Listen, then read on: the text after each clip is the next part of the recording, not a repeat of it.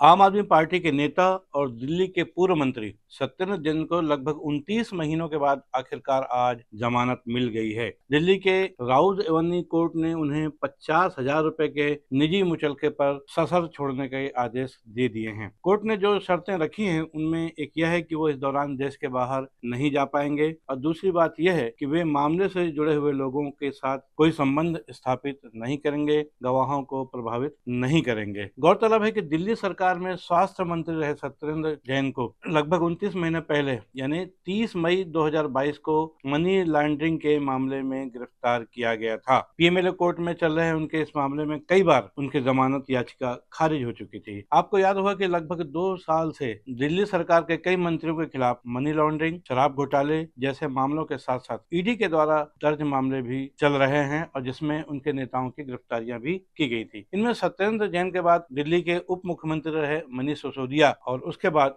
राज्यसभा के सदस्य और प्रवक्ता संजय सिंह को भी मनी लॉन्ड्रिंग के मामले में गिरफ्तार किया जा चुका है। ताजा मामला दिल्ली के पूर्व मुख्यमंत्री अरविंद केजरीवाल का भी सामने है, जिसमें उन्हें लगभग 6 महीनों तक दिल्ली की तिहाड़ जेल में रहना पड़ा था। देखा जाए तो 2024 साल की शुरुआत में एक समय ऐसा था जब आम आदमी पार्टी के 4 बड़े नेता जेल में बंद थे। इन नेताओं में सबसे पहले जेल से बाहर आने वालों में देखा जाए तो वो संजय सिंह थे, जो कि लगभग 5 महीनों तक जेल में रहे। उसके बाद मनीष सिसोदिया की भी रिहाई हुई, लेकिन इस दौरान उन्होंने 17 महीने करीब करीब जेल में बिताए। लोकसभा चुनाव के दौरान सिर्फ 20 दिनों के लिए अरविंद केजरीवाल को पैरोल मिलाई थी और उसके बाद जब वो दोबारा जेल में गए तो कुल मिलाकर उन्हें भी लगभग 6 महीने तक जेल में रहना पड़ा था। दिलचस्प बात यह है कि संजय सिंह, मनीष सिसोदिया और अरविंद केजरीवाल को सुप्रीम कोर्ट से जमानत मिली, वहीं सत्येंद्र जैन को दिल्ली के राउज एवेन्यू कोर्ट ने जमानत दे दी है। बीते लगभग 2 सालों में यदि देखा जाए तो मनी लॉन्ड्रिंग, शराब घोटाले जैसे कई आरोपों से घिरी दिल्ली की सरकार के लिए ये 2 साल बहुत ही बुरे सपने की तरह रहे हैं, लेकिन आज का दिन आम आदमी पार्टी के लिए एक बड़ा शुभ दिन भी माना जा सकता है, जबकि लगभग 29 महीनों के बाद आज सत्येंद्र जैन को जमानत मिल गई है। सत्येंद्र जैन को जमानत मिलने पर उनकी बेटी श्रेया जैन ने अपनी प्रतिक्रिया में कहा है कि हमारे घर ईश्वर ने दिवाली से पहले ही दिवाली मनाने का मौका दे दिया है। वहीं राज्यसभा सदस्य और प्रवक्ता संजय सिंह ने कहा है कि 873 दिनों के बाद आखिरकार सत्येंद्र जैन बाहर आए हैं और मनीष सिसोदिया ने भी कहा कि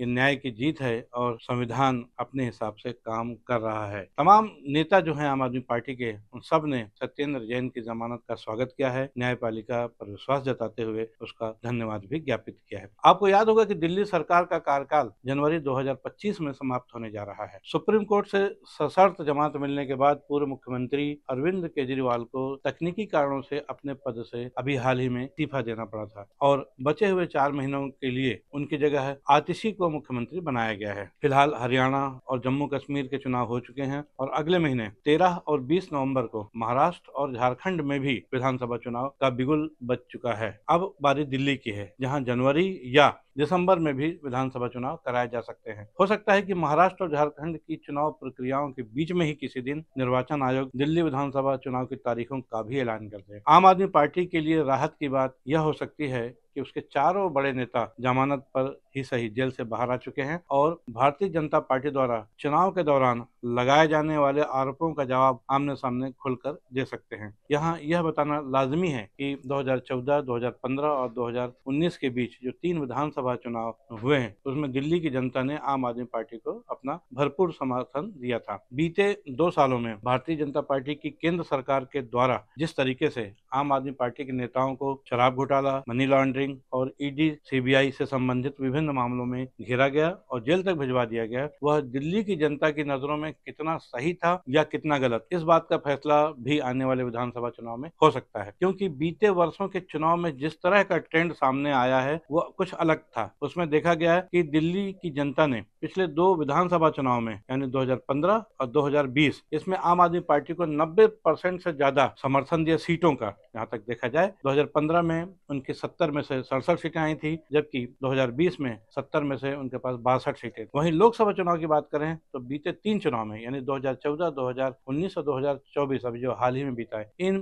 तीनों चुनाव में दिल्ली की पूरी 7 सीटों पर सातों के सातों सीटें भारतीय जनता पार्टी के पक्ष में दी है, यानी 100% समर्थन लोकसभा में दिल्ली की जनता ने भाजपा को दिया। ये भी एक बड़ी दिलचस्प बात है। इसलिए 2025 का जो होने वाला विधानसभा चुनाव है वो देखा जाए तो आम आदमी पार्टी और भारतीय जनता पार्टी के लिए प्रतिष्ठा का सवाल बन चुका है। यदि आम आदमी पार्टी 2025 में भी एक बार फिर दिल्ली में बहुमत हासिल करने में कामयाब हो जाती है तो ये माना जाएगा कि दिल्ली की आम जनता की निगाहों में आम आदमी पार्टी के नेता पाक साफ हैं। तभी दिल्ली की जनता ने एक बार उन्हें फिर से चुन लिया है, ये माना जाएगा। 2025 के विधानसभा चुनाव में एक बात और महत्वपूर्ण होगी और वो ये कि इंडिया गठबंधन से जुड़ी आम आदमी पार्टी क्या दिल्ली में अपने दम पर अकेले चुनाव मैदान में उतरेगी या इंडिया गठबंधन के अन्य दलों या फिर कहा जाए कि कांग्रेस के साथ कोई समझौता करेगी। हालांकि एक बात तो साफ है कि हरियाणा चुनाव के बाद कांग्रेस भी अब भारतीय जनता पार्टी को रोकने के लिए क्षेत्रीय दलों से समझौता करने के लिए पूरी तरह से मानसिक रूप से तैयार हो चुकी है। और इस बात का ताजा उदाहरण है कि उत्तर प्रदेश में 10 सीटों पर होने वाले विधानसभा के उपचुनाव जो अगले महीने होने जा रहे हैं, अखिलेश यादव की समाजवादी पार्टी ने 10 में से